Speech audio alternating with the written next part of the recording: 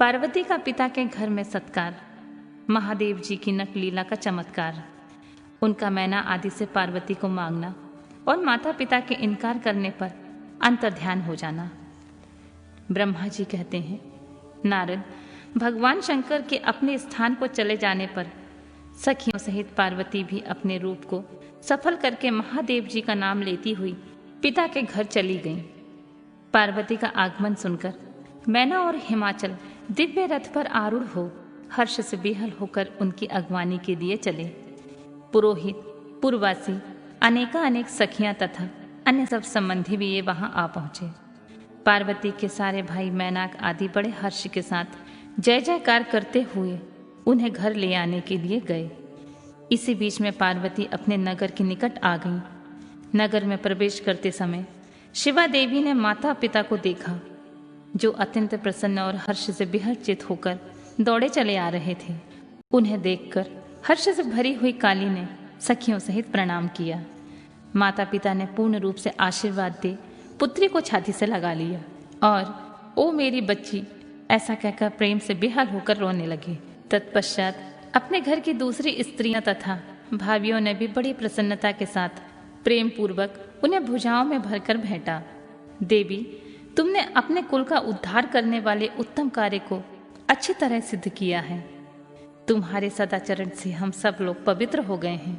ऐसा कहकर सब लोग हर्ष के साथ पार्वती की भूरी भूरी प्रशंसा करते हुए उन्हें प्रणाम करने लगे। लोगों ने चंदन और सुंदर फूलों से शिवा देवी का सानंद पूजन किया।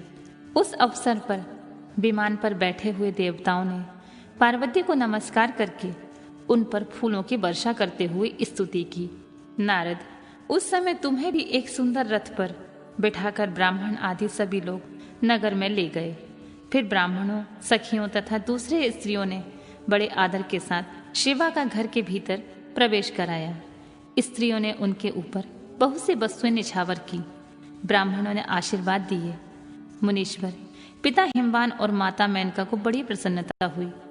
उन्होंने अपने गृहस्थ आश्रम को सफल माना और यह भी अनुभव किया कि कुपुत्र की अपेक्षा सुपुत्री ही श्रेष्ठ है। गिरिराज ने ब्राह्मणों और बंदीजनों को धन दिया और ब्राह्मणों से मंगल पाठ करवाया। मुनि, इस प्रकार पार्वती के साथ हर्ष भरे माता पिता, भाई और तथा भौजाई भी घर के आंगन में प्रसन्नता पूर्वक बैठे। तदनंतर हेमवान प्रसन्नता चित्त से सबका आदर सत्कार करके गंगा स्नान के लिए गए।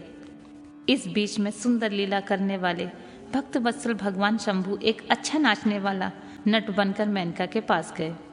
उन्होंने बाएं हाथ में सींग और दाहिने हाथ में डमरू ले रखा था। पीठ पर कथरी रख ओढ़ी थी। लाल वस्त्र पहने और वे भगवान रुद्रनाच और गाने से अपनी निपुणता का परिचय दे रहे थे। सुंदर नट का रूप धारण किए हुए भगवान शिव ने मेनका के पास बैठी हुई स्त्रियों की टोली के समीप एक सुंदर नृत्य किया और अत्यंत मनोहर नाना प्रकार के गीत गाए। उन्होंने वहां सुंदर ध्वनि करने वाले शंख और डमरू को भी बजाया तथा नाना प्रकार की बड़ी मनोहारी लीला की। नटराज की उस लीला को देखने के लिए नगर के सभी स्त्री पुरुष और बालक तथा वृद्धा भी सहसा वहां आ पहुंचे। मुने, उस सुमधुर गीत को सुनकर और मनोहर उत्तम नृत्य को देखकर वहां आए हुए सब लोग तत्काल मोहित हो गए। मैना भी मोही गई। उधर पार्वती ने अपने हृदय में भगवान शंकर का साक्षात दर्शन किया। वे त्रिशूल आदि चिन्ह धारण किए अत्यंत सुंदर दिखाई देते थे। उनका सारा अंग विभूति से विभूषित था। वे हड्डियों की माला से अलंकृत थे। उनका मुख सूर्य, चंद्र एवं अग्नि रूप तीन नेत्रों से उद्दासित था। उन्होंने नाग का यज्ञोपवीत धारण किया था।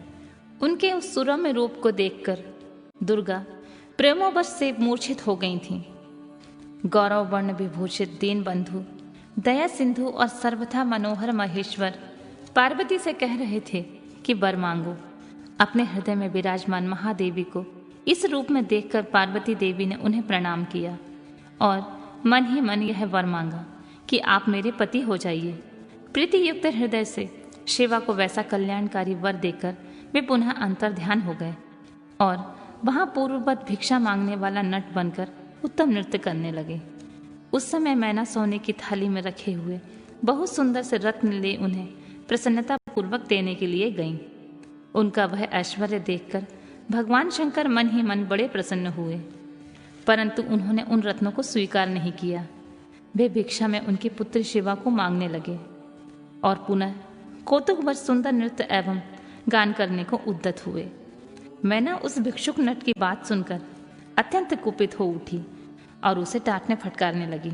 उनके मन में उसे बाहर निकाल देने की इच्छा हुई। इसी बीच गिरिराज हिमवान गंगा जी से नहाकर लौट आए। उन्होंने अपने सामने उस नराकर भिक्षुक को आंगन में खड़ा देखा।